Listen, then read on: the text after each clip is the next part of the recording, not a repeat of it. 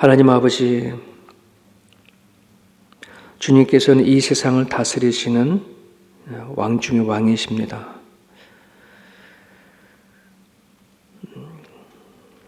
우리가 생각하는 세상을 바라보는 시선과 또 하나님께서 세상을 다스리시는 주님의 시선은 너무 다른 줄 압니다. 우리는 크다고 하지만 하나님은 작다라고 하시고, 우리는 작다고 생각하지만 하나님은 크다라고 생각하는 일들이 너무나도 많이 있습니다. 하나님, 오늘날에도 이 땅에는 참으로 많은 사람들이 살아가고 있습니다. 하나님은 그들을 다양한 모습으로 이끄시고 또 세워가는 줄 믿습니다. 하나님의 일하심을 우리가 이 땅에 와 살아가면서 더욱더 명확하게 바라볼 수 있도록 인도해 주셔서 우리의 시선이 좁은 시선이 되지 말게 도와주시고, 그리스도가 바라보는 시선으로 세상을 바라보고 그리스도의 마음으로 이 세상을 품고 나가는 우리 모두가 되어줄 수 있도록 하나님 인도하여 주옵소서. 우리들의 믿음과 신앙이 땅속에 묻혀있는 씨앗 같은 작은 종자가 되지 말게 하시고, 뿌리를 내리고 줄기를 뻗어 꽃을 피고 열매를 맺는 하나님께서 받으실 만한 그 믿음의 열매가 우리 가운데 일어날 수 있도록 주님 붙잡아 주시옵소서. 터키와 시리아 지역에 일어난 하나님 그 지진으로 인하여 그들의 육신뿐만 아니라 눈에 보이는 건물뿐만 아니라 무너진 그들의 마음과 무너진 그들의 믿음과 신앙이 회복되어지는 기회가 되어줄 수 있도록 도와주옵소서. 다시 그 땅 위에 교회가 세워지고 다시 그 땅 위에 복음이 흘러갈 수 있도록 인도하여 주옵소서. 온 세상에 흩어져 있는 크리스찬들이 그들을 향하여 기도하고 있습니다. 그들을 위하여 또 사랑을 표현합니다. 그들이 받고만 있지 말게 하시고 하나님을 바라보고 예수 그리스도, 잃어버린 그리스도를 찾을 수 있는 그런 시간 되게 하여 주옵소서. 감사하며 예수님 이름으로 기도합니다. 아멘. 마태복음 11장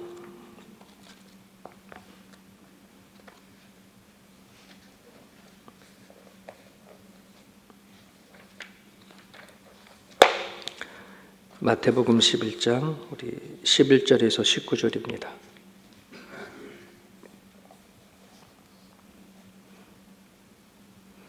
같이 읽겠습니다. 11절부터 19절까지 시작. 내가 진실로 너희에게 말하노니 여자가 낳은 자 중에 세례 요한보다 큰 이가 일어남이 없도다. 그러나 천국에서는 극히 작은 자라도 그보다 크니라. 세례 요한의 때부터 지금까지 천국은 침노를 당하나니 침노하는 자는 빼앗나니라. 모든 선지자와 율법이 예언하는 것은 요한까지니 만일 너희가 즐겨 받을진대 오리라 한 엘리야가 곧 이 사람이니라. 귀 있는 자는 들을지어다. 이 세대를 무엇으로 비유할까? 비유하건대 아이들이 장터에 앉아 제 동물을 불러 이르되 우리가 너희를 향하여 피리를 불어도 너희가 춤추지 않고 우리가 슬피 울어도 너희가 가슴을 치지 아니하였다 함과 같도다. 요한이 와서 먹지도 않고 마시지도 않고 그들이 말하기를 귀신이 들렸다 하더니 인자는 와서 먹고 마시매 말하기를 보라 먹기를 탐하고 포도주를 즐기는 사람이요 세리와 죄인의 친구로다 하니 지혜는 그 행한 일로 인하여 옳다함을 얻느니라. 아멘. 아멘. 예수님은 세례 요한의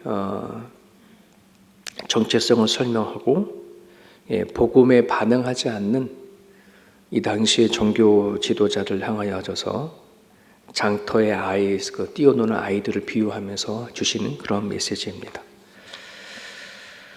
먼저 오늘 그 11절에 보게 되어지면 예수님께서 여자가 낳은 자 중에 세례 요한보다 큰 이가 일어남이 없도다. 그러나 천국에서 극히 작은 자라도 그보다 크니라 라고 하는 이 말씀을 합니다. 언뜻 들으면 잘 이해가 가기 힘든 그런 말씀이지만 여기엔 중요한 메시지가 담겨져 있습니다.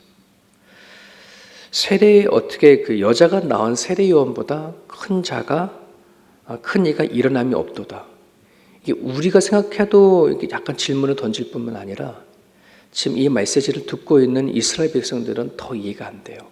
왜냐하면 그들에게 여자가 낳은 자 중에 가장 큰 자들은 이스라엘 백성들에겐 아브라함, 모세 이런 사람들이거든요. 엘리야, 구약에서 등장했던 그 위대한 예언자들, 그들에게는 이스라엘 백성들에게는 엄청난 큰 영향을 주었거든요. 그런데 지금 세례 요한은 그들보다 큰 능력을 행한 것도 아니고 큰 기적을 베푼 것도 아니고 광야에서 하나님이 주신 메시지를 선포했을 뿐인데 예수님께서는 이 세례 요한을 얘기를 할 때에 여자가 낳은 자 중에 가장 큰 자다 이렇게 얘기를 하는 거예요. 이 주님께서 큰 자라고 했었을 때는 우리의 생각과는 다르다라고 생각하고 이 메시지를 볼 수 있어야 돼요. 지금 예수님은 세례 요한은 세상에서 가장 큰 자라고 말하는 그 이유는 천국에 가장 가까이, 그러니까 하나님이 계시가 발전되어져 가는 선상에서 예수님께서 이 땅에 오실 때에 회개하라, 천국에 가까웠느니라 말씀하잖아요. 그러니까 천국이라고 하는 관점 안에서 예수님께서 세례 요한이 여자가 낳은 자 중에 가장 큰 자라라고 하는 이 부분을 이해할 수 있어야 돼요. 구약의 성도들이나 구약의 선지자들도 물론 천국에 대해서 얘기를 했죠. 하지만 그들은 예언을 했을 뿐이지 그 천국의 실제가 되어지고 주체가 되어지는 예수 그리스도를 만나는 때까지는 세례 요한보단 더 큰 사람이 없었다는 말이에요. 여러분, 회개하라 천국에 가까웠다라고 했을 때 그 천국은 예수님과 함께 이 땅에 임한 하나님의 나라이잖아요. 그렇죠?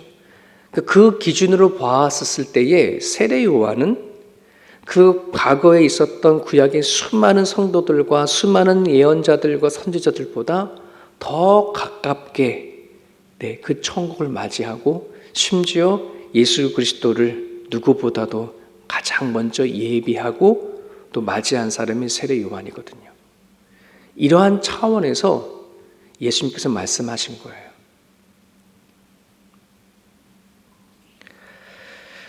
이 땅에 천국의 실체인 예수님의 은혜를 소유를 하는 것에선 세례 요한이 그 누구보다도 가장 빨랐고 가장 큰 자다라고 하는 그런 의미예요. 자, 그러니 세례 요한이 그렇다 그러면 오늘 우리들은 어떻겠습니까? 예수님께서 이 땅에 오시고 예수님께서 선포하신 하나님의 나라를 우리가 받아들여 영접하고 그리고 우리의 마음에 품은 사람들은 어떻겠습니까? 그래서 예수님이 뭐라 말씀하냐면 천국에서 극히 작은 자라도 그보다 세례 요한보다 크다 이런 말이에요. 그러니 오늘 우리들이 예수님이 이 땅에 오셔서 선포하신 복음과 그리고 예수님이 승천하시고 성령께서 역사하셔서 우리의 마음으로 찾아오셔서 임재하신 오늘날 이 시대의 신약 시대의 크리스찬들은 세례 요한보다도 더 큰 자다라고 한다는 거예요. 그 어떠한 자도 세례 요한보다 크다라 이 얘기를 하는 거예요. 이 관점으로 이 메시지를 읽을 수 있어야 돼요. 그러니 우리가 그 구약의 어떠한 위대한 엘리야나 모세나 아브라함이나 또 세례 요한보다도 우리는 더 큰 은혜를 받은 자요, 더 큰 하나님의 나라를 우리가 품은 자라는 사실을 우리는 기억을 하실 수 있어야 합니다. 여러분, 예를 하나 든다면 이렇게 들 수 있어요. 초등학생의 신체와 지식을 가졌다 하더라도 아이가 있고 대학생이 있는데 초등학생이 아무리 그가 가진 신체와 지식에 뛰어나다 하더라도 대학생이 가지고 있는 그 신체와 지식을 따라갈 수 없죠. 그 차이가 비교할 수 없는 거예요. 이미 그만큼의 성장이고 깊이가 있기 때문에. 오늘 우리들이 예수님을 우리가 만났을 뿐만 아니라 복음을 통해서 얻게 되어진 구약부터 요한계시록의 이 메시지를 다 받고 있는 우리들은, 그것도 성령께서 직접 우리들 가운데 들어와서 임재해 주신 그 선택받은 우리들은 구약시대 때 그 어떠한 위대한 선지자들보다 비교할 수 없어요. 그만큼 큰 자들이라는 뜻이에요. 성경은 계속해서 이거를 우리들에게 선포하고 계셔요. 근데 오늘 우리들이 내가 예수님을 믿고 살아가게 되어진 크리스찬이라고 하는 이것이 얼마나 가치 있는지 모르고 살아가는 경우들이 너무나도 많거든요. 어쩜 구약시대 때에 하나님께서 부르신 선지자들보다 오늘 이 시대에 복음을 받은 우리들이 나중에 하나님 앞에 섰었을 때에 복음을 받은 것에 대한 책임과 역할에 대해서는 하나님 우리에게 더 많이 물어보실 거예요. 그런 부분들 안에서 우리들은 내가 받은 은혜가 얼마나 크냐, 내가 앞으로 예수 그리스도의 복음을 갖고 살아가야 할 책임과 역할이 얼마나 놀라운 것이냐 하는 부분들은 우리가 생각하고 또 행동하고 살아가야 할 줄 믿습니다. 그래서 오늘 우리가 해야 할 기도는 정말 예수님의 은혜가 얼마나 큰지를 헤아릴 수 있도록 기도해 주시고, 내가 받은 복음은 그저 예수님께서 이 땅에 오셔서 나를 위해 십자가에 못 박혀 돌아가셨다라고 하는 그것만의 복음이 아니라 창세기부터 요한계시록에 있는 말씀까지 다 우리가 받은 존재라는 사실을 여러분들이 기억하시고, 하나님께서 우리에게 부탁한 메시지는 그 어떤 누구에게 부탁한 메시지보다 더 강력하고 더 힘 있는 거라는 사실을 우리가 기억을 하셨으면 좋겠습니다. 여러분 12절에 보게 되면 세례 요한의 때부터 천국은 침노를 당하나니 침노하는 자는 빼앗느니라. 예수님께서는 당신과 함께 온 천국에 대해서 뭐라고 말하냐면 침노하는 자에게 그 하나님 천국이 빼앗긴다라고 하는 표현을 하고 있습니다. 천국은 활짝 열려져 있어요. 예수님께서 말씀하신 처럼 누구든지 목마른 자는 다 내게 와서 마셔라. 내가 얼마든지 너에게 주겠다라고 하는 것처럼 하나님의 나라 천국은 문이 활짝 열려져 있습니다. 하지만 그렇다고 해서 누구나 다 쉽게 들어갈 게 아니에요. 이 침노한다라고 하는 말은 군사 용어거든요. 군사들이 전쟁터에 나가가지고 칼을 들고 총을 쏘면서 정말 적군의 성을 빼앗으려고 하는 그 용어가 이 침노한다는 단어인데, 천국은 그렇게 하지 않으면 얻을 수 없다는 말입니다.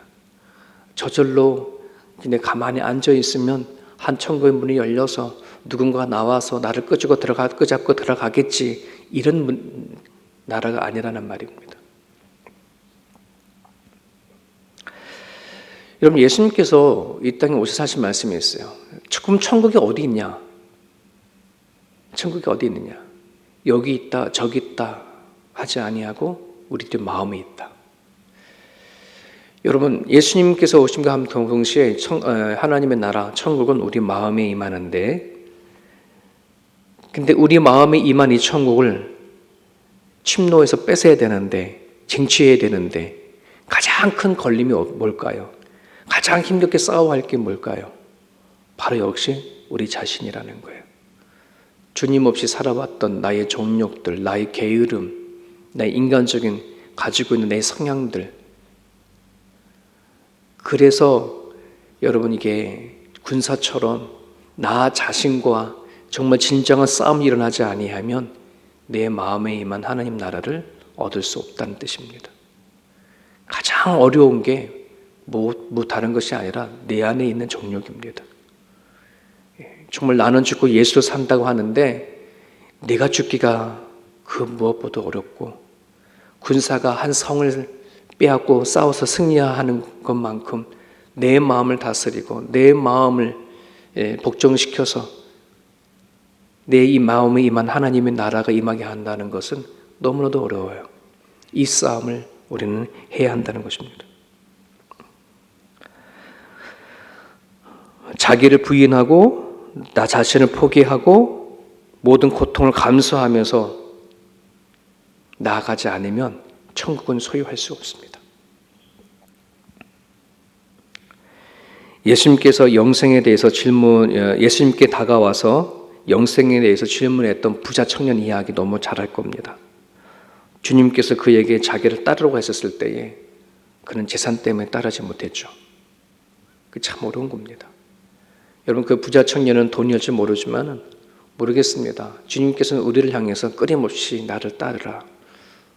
또 하나님께서 임한 하나님 나라로 들어와라 라고 우리들에게 초청하고 제안을 하지만은 정말 우리를 내 자신 안에 버려야 할 것, 내려놓아야 하고 포기가 되어야 될 것이 참 많거든요. 하나님을 위해서. 근데 그게 쉽지 않다는 거예요.